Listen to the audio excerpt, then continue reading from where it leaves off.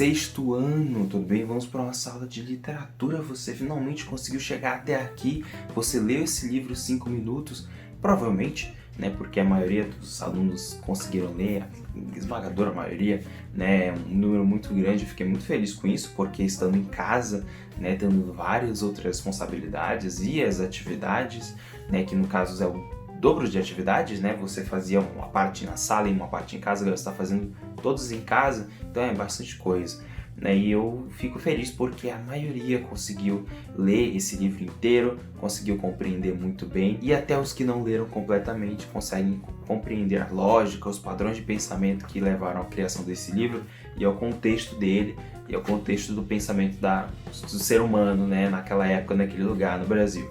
Isso pode ser bastante útil, na verdade. E você leu esse livro e olha só, eu não quero diminuir suas conquistas, tá? Suas conquistas são incríveis. Mas esse livro ele não é tão longo, né? E eu não tô dizendo, né, que você leu pouco, você leu bastante, na verdade. Mas esse livro, ele comparado com outros livros, ele não é tão longo. Ele tem, né? Deixa eu pegar aqui.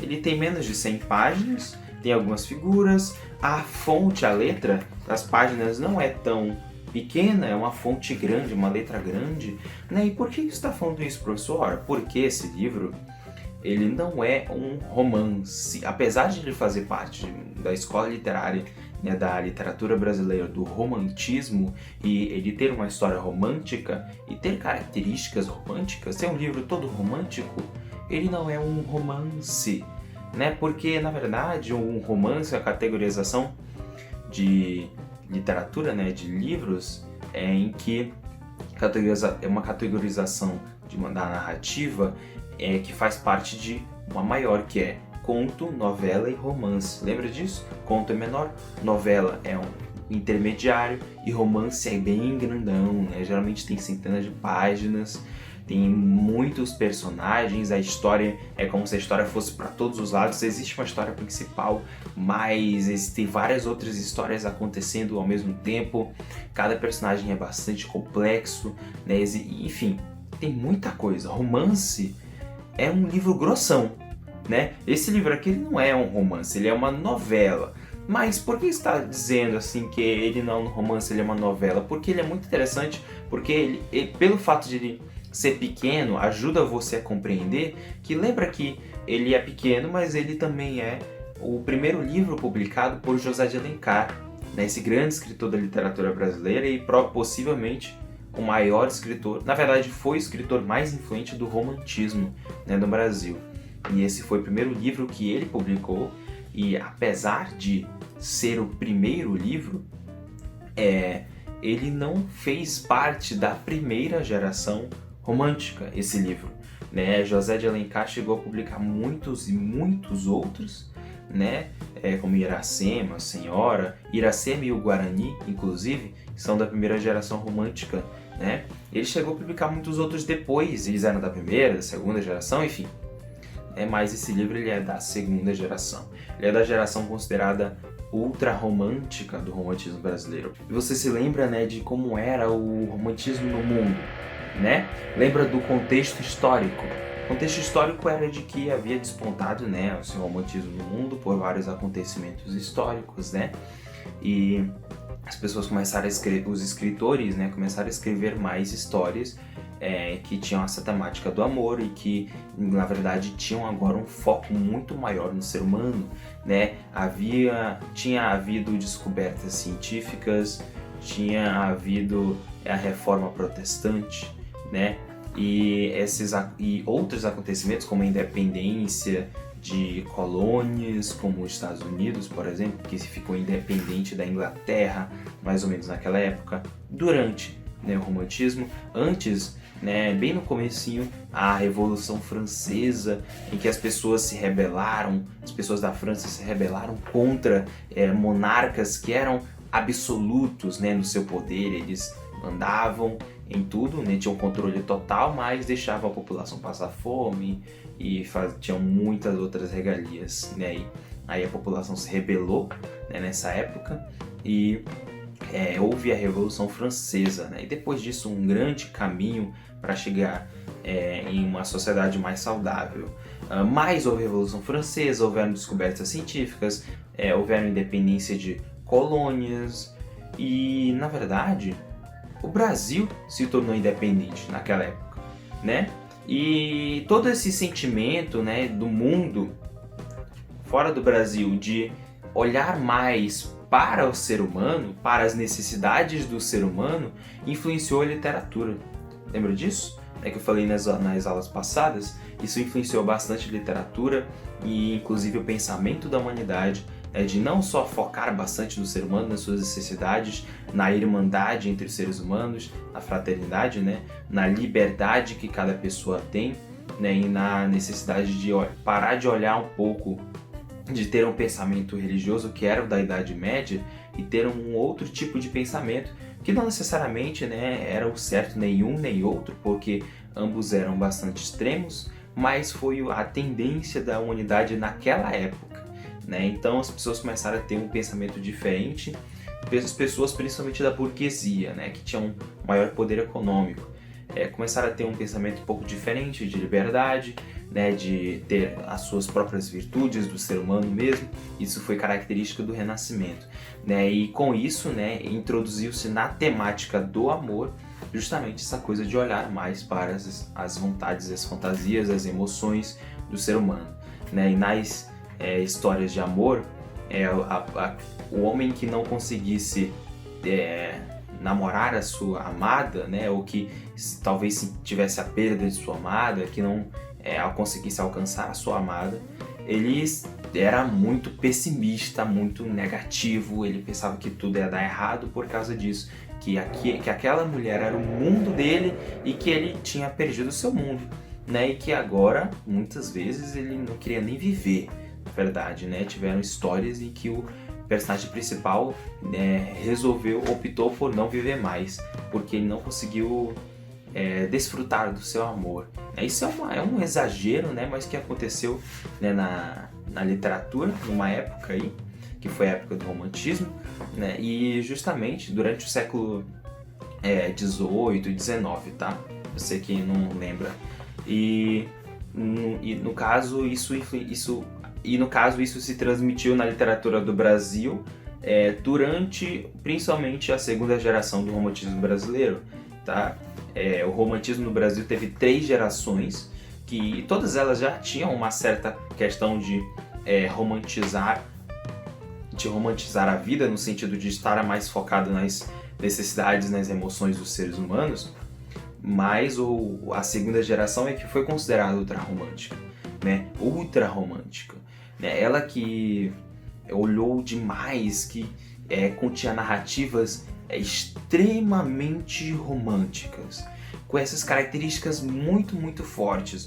Os personagens eram muito pessimistas caso eles não conseguissem ter o seu amor. Eles queriam fugir muito da realidade, que era de ainda não conseguir o seu amor, queriam fugir muito da realidade, né, e fantasiar no que poderia acontecer, né, caso eles se encontrassem a pessoa amada, né? Havia esse tipo de coisa. E durante a segunda geração do romantismo no Brasil tem essas características, né? A temática do amor, a fuga da realidade, a fantasia, né? O pessimismo, a negatividade, as próprias histórias, né? Inclusive pelo fato de ser narrador-personagem, inclusive até o protagonista, né? Ele que narra os acontecimentos e diz o que acontece com ele, com ela e etc. Mostra esse foco no ser humano, né? Mostra, ele toda hora ele está aqui falando de memórias suas, ele está falando sobre coisas que ele sabe sobre as mulheres, né, eventualmente. Ele sempre está pensando no futuro, fantasiando, ele sempre está tendo emoções de boas e ruins, de dúvida, de tristeza, de euforia, de ansiedade, né? O tempo todo isso está acontecendo. E num narrador que fosse, por exemplo, um narrador observador, seria mais difícil de fazer isso, seria muito complicado, porque o narrador observador ele só observa, né? Mas o narrador onisciente ou o narrador personagem, isso é possível de acontecer. Você consegue dizer o que está na mente da pessoa, né? E aqui é o narrador personagem, então o foco é muito, muito grande mesmo. É ele que narra história, né? Ele que faz a narrativa, né? E já que eu falei do narrador, né, existem outros elementos da narrativa que se destacam aqui. E, por exemplo, o tempo, né? Nós podemos caracterizar o tempo da história, né? O tempo cronológico é o ano de 1857 e, inclusive, ele conta a história, né? Há 2 anos atrás. Ele conta aqui na carta para a prima dele de que foi algo que aconteceu há 2 anos atrás, né? E o tempo psicológico da história é simples. O tempo todo ele está se lembrando do passado e misturando isso, misturando as coisas que acontecem, as coisas que ele narra na história, ele mistura isso com coisas que aconteceram no passado, com coisas que ele imagina que podem acontecer no futuro. Ele mistura com as coisas que ele já sabe sobre as mulheres, né? Como eu já falei para você aqui também, né? Ele vai misturando a ordem dos acontecimentos. Ele vai narrando várias coisas, ao mesmo tempo que ele narra o presente, que ele narra o que ela fez a ele, como que ela fugiu, o que ele viu, o que ele fez. Ele também narra algo que ele pensa que não necessariamente está no presente, né? E, na verdade, o tempo, né, da história ele se relaciona bastante com o espaço, né? E o espaço real que a gente tem na história é o Rio de Janeiro, né? É o Rio de Janeiro, Petrópolis, mas, né, você pode caracterizar esse espaço ainda mais, né? Ou seja, eles passam pelo Rio de Janeiro e a história começa no Rio de Janeiro, Petrópolis, no final em que ele consegue ficar com ela, né? Que ela consegue ficar com ele, eles viajam para vários países da Europa, né? Então a história também se passa por aí. E aí depois ainda ele se consolida em Minas Gerais. Então esse é o espaço, né, da história, esse espaço real, né, e principalmente externo, apesar de que ele fantasia muitas coisas, a gente não tem muitas situações em que ele imagina, né?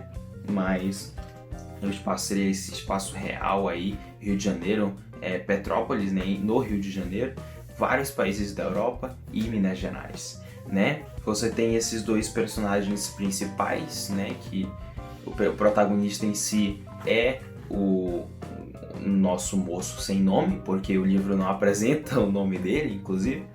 Ele é o protagonista. E a moça, inclusive, a Carlota, ela é no começo antagonista, né? Porque ela impede com que as vontades dele sejam realizadas, porque ela foge dele, né? Não que ela seja vilã, mas é quase isso nessa classificação literária.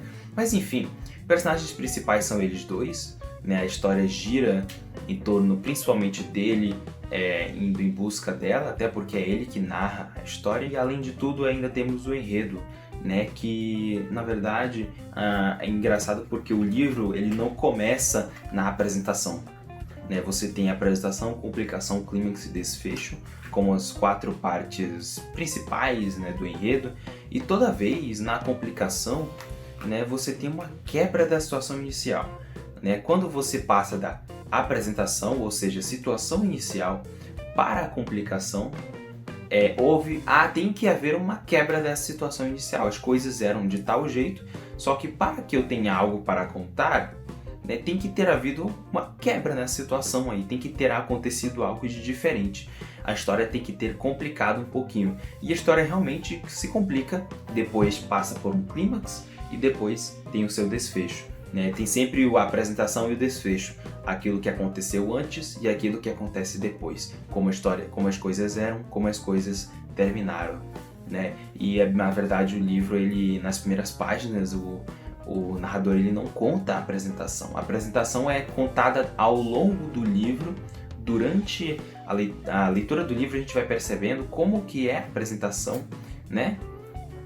E na verdade começa dizendo que ele perdeu o ônibus por 5 minutos, né? Ele se atrasa em 5 minutos, perdeu o seu ônibus ali, e aí ele tem que esperar para pegar outro, e quando ele sobe no ônibus ele conhece a Carlota, né? Então temos isso, né? Temos essa questão. Olha só, isso daí não é a apresentação da história, não fala quem ele é, quem ela é, como eles são, né? O que eles fazem. Isso não é dito no começo da história, isso é dito ao longo da história, conforme vamos lendo, vamos percebendo isso, né? E aí no começo da história o que diz na verdade é uma quebra dessa situação inicial. Então o livro ele meio que começa pela complicação e depois ele conta a apresentação, mas é apenas porque ela tem que ser contada mesmo, é como se fosse isso. Enfim, nessa história você tem esse livro aqui que ele faz parte da segunda geração do romantismo, né? Você tem outras gerações, a primeira era aquela que era bem indianista, que era bem ufanista, né? Ou seja, que era bem patriota e nacionalista, né? Como o Brasil sendo o melhor lugar, com a melhor natureza e inclusive com o melhor povo, né? O povo que eram os índios, né? Eles eram venerados na primeira geração do romantismo, como o Guarani, Iracema, né? Que eu citei, e muitas outras obras e muitos outros poemas, né? Eles eram considerados o povo perfeito, né? O povo que era realmente o povo brasileiro, né? E que o que é de mistura, português com indígena, africano com indígena, indígena com e africano com português, sem mesmo que fosse brasileiro, eles não eram considerados assim na literatura apenas, eles não eram venerados na literatura como eram venerados os índios. E aí temos a segunda geração da romântica, que foi a ultra romântica, que eu já falei, né, suas características, e temos depois a terceira geração do romantismo, que é aquela chamada geração condoreira, né? Lembra-se do condor, aquela ave, né, da Argentina e do Chile, que simboliza a liberdade, e geração condoreira, né, do romantismo no Brasil, ainda que foque no ser humano, porque ainda é romantismo, também foca mesmo na liberdade e na liberdade dos escravos, e que décadas depois seriam libertos, né, por influência sim da literatura condoreira, da literatura da terceira geração do romantismo, né? Tinha essa temática aí. Então, espero que você tenha entendido, tá? Sexto ano. Essa foi a nossa revisão. Você consegue, com as informações que eu dei nessa aula e pensando também naquilo que você já estudou, sem conteúdo, sem conhecimento novo, né? Você consegue resolver o questionário bem, e caso você não consiga 100% do questionário, você precisa ficar atento à correção, porque se você corrigir o seu questionário, né, e você ir 100%, você também vai muito, muito, muito bem na prova. A não ser que seja por algo como falta de atenção, mas os mesmos conhecimentos do questionário são os mesmos conhecimentos da prova. Então eu espero que você tenha entendido, tá? Sexto ano, até a próxima e tchau, tchau.